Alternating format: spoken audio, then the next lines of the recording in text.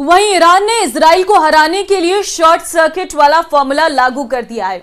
Israel के लिए यह फॉर्मूला बहुत खतरनाक साबित हो सकता है क्योंकि युद्ध के हालात में उसका आयरन डोम सिस्टम नाकाम हो जाएगा और ईरान ने शॉर्ट सर्किट वाले फॉर्मूले को टेस्ट करने के लिए सबसे पहला ऑर्डर लेबनान के हिजबुल्लाह को दिया है।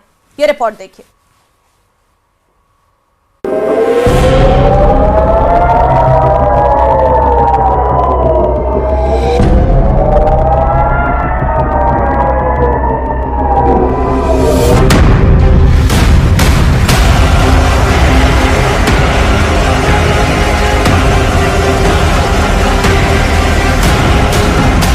ये 4 अगस्त का वीडियो है। सुबह भी नहीं हुई थी और लेबनान इजराइल बॉर्डर पर रॉकेट हमले शुरू हो गए। ये रॉकेट हिजबुल्लाह दाग रहा था और अब इन्हें रोकना इजराइल के लिए बहुत बड़ा सिरदर्द बन गया है। नेतन्याहू कह चुके हैं कि हिजबुल्लाह जितने रॉकेट दागेगा इजराइल उतने रॉकेट मार गिराएगा। सवाल है कि इजराइल ऐसा कब तक करता रहेगा, क्योंकि इजराइल के खिलाफ मोर्चे 1 नहीं, 2 नहीं, 3 नहीं बल्कि 4 है। इसलिए रॉकेट वाले युद्ध ने बड़ा सवाल खड़ा कर दिया है। इस युद्ध में कौन जीत रहा है, कौन हार रहा है, इसका जवाब आपको चौंका देगा। 1, 2, 3, 4 गिनते रहिए। आपको 5, 10 नहीं बल्कि पूरे 16 रॉकेट शिकार करते हुए आयरन डोम मिल जाएगा। जी हाँ, इस हमले में हिजबुल्लाह के 16 रॉकेट इजराइल ने मार गिराए। एक भी रॉकेट इजराइल के एयर डिफेंस सिस्टम आयरन डोम से नहीं बच पाया। लेकिन फिर वही सवाल, रॉकेट हमले कब तक रोकता रहेगा इजराइल? क्या ईरान ने इजराइल को चकरघिन्नी युद्ध में फंसा दिया है? क्या ईरान ने इजराइल की एयर डिफेंस बैटरी फेल करने की तैयारी कर ली है? क्या इजराइल के खिलाफ ये ईरान का शॉर्ट सर्किट प्लान है? מדינת ישראל נמצאת במלחמה רב-זירתית נגד ציר הרשע של איראן. אנחנו מכים בעוצמה בכל אחד מזרועותיו. אנחנו ערוכים לכל תרחיש, הן בהגנה והן בהתקפה. ואני חוזר ואומר לאויבינו, נגיד ונגבה מחיר כבד על כל מעשה תוקפנות נגדנו, מכל זירה שהיא. इजराइल का आसमान रोज ऐसी रोशनी से जगमग होता है। कभी उत्तर की तरफ से हिजबुल्लाह रॉकेट फायर करता है, कभी गाजा की तरफ से बचा खुचा हमास का रॉकेट दस्ता एक्टिव होता है और फिर इसके जवाब में इजराइल एक्टिव करता है आयरन डोम। और फिर इजराइल के आसमान पर नजर आता है ये नजारा। लेकिन हर हमले को रोकने के लिए इजराइल का एयर डिफेंस बहुत महंगा साबित हो रहा है। हिजबुल्लाह का एक रॉकेट कुछ $1000 का होता है, जबकि उसे रोकने वाली मिसाइल लाखों डॉलर की होती है। यानी 1 लाख रुपए की कीमत वाले रॉकेट या तोप के गोले को रोकने के लिए आयरन डोम से 2 मिसाइल फायर की जाती है। इनकी कीमत रेंज के हिसाब से 70 लाख से 1 करोड़ रुपए हो सकती है। युद्ध लड़ने की इतनी बड़ी कीमत हैरान करती है। ऐसे में क्या नेतन्याहू इस हथियार की इतनी बड़ी कीमत चुका सकते हैं? ये बड़ा सवाल है।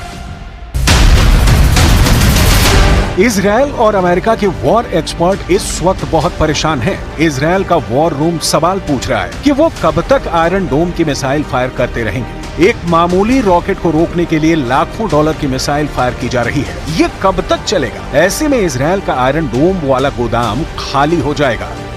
हिजबुल्लाह और हमास के रॉकेट अटैक के खिलाफ आयरन डोम का सक्सेस रेट 90% से ऊपर रहा है। यानी हर 100 रॉकेट हमलों के बाद जब आयरन डोम की मिसाइल फायर की गई तो उसने 90 से ज्यादा रॉकेट को आसमान में ही रोक दिया। इसी वजह से इस एयर डिफेंस सिस्टम पर इजराइल बहुत ज्यादा भरोसा करता है। आयरन डोम 4 किलोमीटर से लेकर 70 किलोमीटर दूर से हो रहे हमलों को रोक सकता है। ये मिसाइल को भी रोक सकता है, ये रॉकेट के हमले भी रोक सकता है और तोप के गोलों को भी रोक सकता है। आयरन डोम के फैन डोनाल्ड ट्रंप भी हैं। डोनाल्ड ट्रंप ने कहा है कि वो आयरन डोम जैसे मिसाइल डिफेंस शील्ड अमेरिका में लगाएंगे। ये ऐसा डोम होगा जो पहले किसी ने नहीं देखा होगा। Will prevent World War III, which is very close to happening. I will restore peace through strength, and in my next term, we will build a great Iron Dome missile defense shield over our country. Donald Trump बड़ी बड़ी बातें कर रहे हैं, लेकिन बड़ा सवाल बाकी मुद्दा यह है कि ईरान ने बड़े युद्ध से पहले क्या इजरायल को एक ऐसे चक्र में फंसा दिया है जिसमें इजरायल का एयर डिफेंस गोदाम खत्म होने जा रहा है। इजरायल ये बात बहुत अच्छी तरह जानता है कि आयरन डोम की मिसाइल के पार्ट अमेरिका में बनते हैं, इसलिए उसके लिए जरूरी है कि आयरन डोम का गोदाम तभी भरा हुआ रहेगा जब अमेरिका से हथियारों की सप्लाई जारी रहे। He also stressed that the unprecedented scale of U.S. support for Israel since October 7th should leave Iran, Lebanese Hezbollah, and other Iranian-backed terrorist groups with no doubt about U.S. resolve. ऐसे में missile और उसके parts को लेकर Israel के सामने बड़ा संकट खड़ा हो सकता है। ये डर हमेशा बना हुआ है, इसलिए बड़े सवाल एक बार फिर, क्या ये इजरायल के खिलाफ ईरान का चकरघिन्नी युद्ध है? क्या ईरान ने इजरायल की एयर डिफेंस बैटरी फेल करने की तैयारी कर ली है? क्या इजरायल के खिलाफ ये ईरान का शॉर्ट सर्किट प्लान है? We know that the threat is there, it's still there. The Iranians are capable to shoot to Israel missiles and UAVs and cruise missiles, and this is exactly what we are preparing ourselves, as I said, for a very long time. And we have to say that it is us together with the CENTCOM and the coalition which is around us, which is something very significant for the defense.